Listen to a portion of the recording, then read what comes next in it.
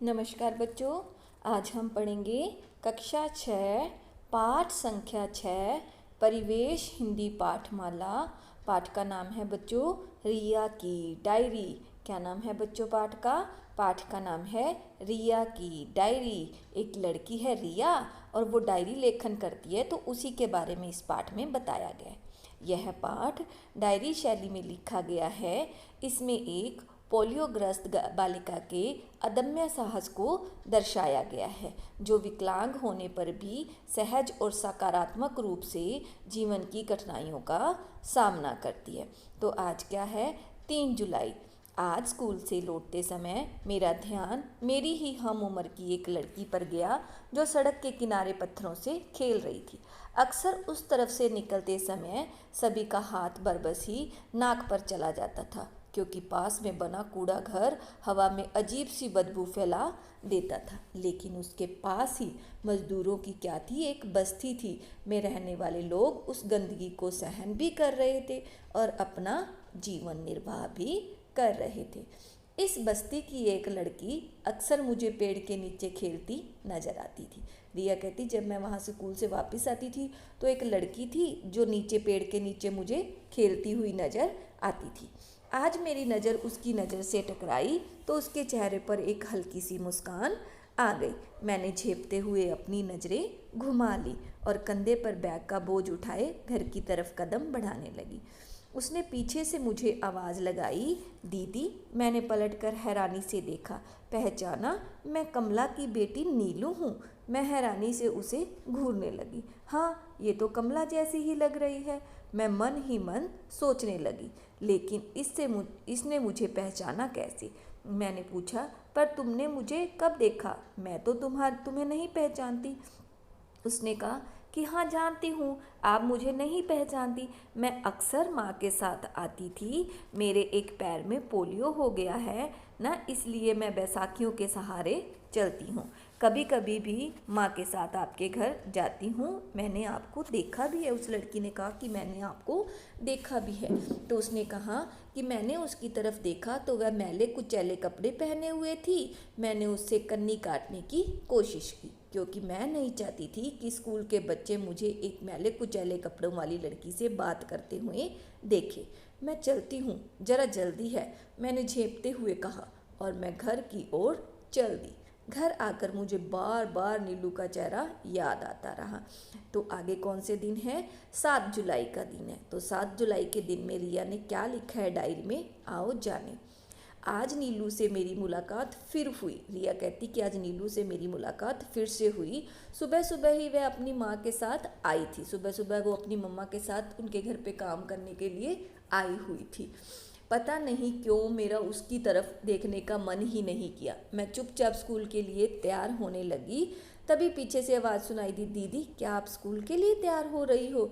मैंने उसकी बात का उत्तर देने का मन ही नहीं था, पर फिर भी मैंने सिर हिलाकर हामी भर दी। वह चुपचाप जाकर रसोई के एक कोने में बैठ गई।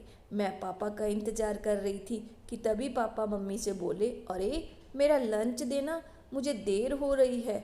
मम्मी पापा को लंच देने में व्यस्त हो गई। मैं भी स्कूल जाने को तैयार थी।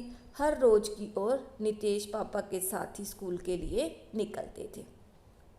अभी आगे कौन सा दिन है? 8 जुलाई का दिन है। आज नीलू फिर अपनी माँ के साथ हमारे घर आई। अगले दिन फिर से वो नीलू थी लड़की, वो अपनी माँ के साथ रिया के घर पे आई। शाम का समय था। मैं अपना गृह कार्य कर रही थी, मतलब वो अपना होमवर्क कर रही थी। तभी नीलू ने आकर मुझसे कहा, दीदी क्या आप मुझे पढ़ाओगी? मैं कैसे? रिया कहती कि मैं कैसे तुम्हें पढ़ा सकती हूँ? मैंने हिचकिचाकर पूछा, बस आप मुझे अपनी पुरानी किताबें दे दो, मैं पढ़ना लिखना जानती हूँ। मेरी बस्ती में एक दीदी आती हैं, उन्होंने मुझे हिंदी वर्णमाला सिखाई थी। धीरे धीरे शब्द जोड़कर मैं पढ़ भी लेती हूँ। मैं पहले हिचकिचाई, लेकिन उसकी बात की तीव्र इच्छा को देखकर मैंने अपनी पुरानी किताबें उस नीलू को दे दी। साथ ही यह कोशिश भी की मेरा हाथ उसके हाथ से न छू जाए। उन किताबों को पाकर नीलू की खुशी का ठिकाना नहीं रहा। नीलू बड़ी खुश हुई उन किताबों को पाकर। अगला दिन जब आया 15 जुलाई का, कुछ दिन के बाद जैसे ही उन्होंने डायरी लिखी, रिया ने कौन से दिन की लिखी, 15 जुलाई की। आज तेज बारिश हो रही थी, मुझे तेज बुखार था। पापा मुझे डॉक्टर के पास ले गए थे। उन्होंने बहुत सी दवाइयाँ देते हुए कहा था जल्दी ठीक हो जाओगी। घर लौटकर मैं खिड़की के काले गुमड़ते बादलों को देख रही थी कि तभी नीलू ने कमरे में प्रवेश किया। तभी नीलू आ गई उससे मिलने के लिए। क्या हुआ दीदी, बीमार हो? हाँ, और क्या तभी तो लेटी हूँ, उसने कहा। रिया ने, तभी तो लेटी हूँ कि बीमार हो, मैंने मुंह बनाते हुए जवाब दिया। नीलू सहम गई और थोड़ी देर चुपचाप वहीं खड़ी रही। मैंने उसकी तरफ से नज़रें हटा ली और आकाश की ओर देखने लगी, जहाँ से नन्ही नन्ही बारिश की बूंदें झलक रही थी। तभी बारिश आ रही थी और नीलू जो रिया थी वो खिड़की में से झांक रही थी और उसे वहाँ से पानी की बूंदें दिखा रही थी। नीलू भी कमरे के बाहर चली गई। इधर पापा और नितेश किसी काम से बाहर गए हुए थे। मैं सोने की कोशिश करने लगी। दोपहर के समय मम्मी खिचड़ी लेकर मेरे कमरे में आई और बोली, रिया दवाई खाने का समय हो गया है, पहले खिचड़ी खा लो। तभी अचानक उसके हाथ पांव फूल गए और उनके हाथ से प्लेट छूट गई। मैंने देखा कि मम्मी डर से पीली पड़ी हुई हैं और एक ही जगह अपनी आंखें गड़ाए हुए खड़ी थी। मैंने भी उस तरफ नज़र घुमाई तो देखा एक सांप फन उठाए मेरे बिस्तर के पास बैठा था। उसे देख डर के मारे मेरी भी घिघी बंद गई। तभी नीलू ने कमरे में प्रवेश किया और पास ही पड़े तौलिए को उठाकर सांप के फन के ऊपर डाल दिया। वह जोर जोर से आसपास के लोगों को आवाज़ें लगाने लगी, सांप सांप सांप, बचाओ बचाओ। उसी समय एक सपेरा सांप को ढूंढता हुआ वहां आया और आवाज़ सुनकर वह तुरंत रिया के कमरे में आया और सांप को पकड़कर ले गया। नीलू की बहादुरी पर सभी तालियां बजा रहे थे। मैं कांपते कदमों से नीलू के पास पहुंची और उसको गले लगा लिया। मेरी आंखों में आंसू बहने लगे थे। आज नीलू की बहादुरी ने गंदगी और बदबू से ऊपर उसकी आत्मा की शुद्धता से मुझे मिला दिया था। तो इस पाठ के लेखक कौन है बच्चों? इस पाठ के लेखक हैं लक्ष्मी जैन।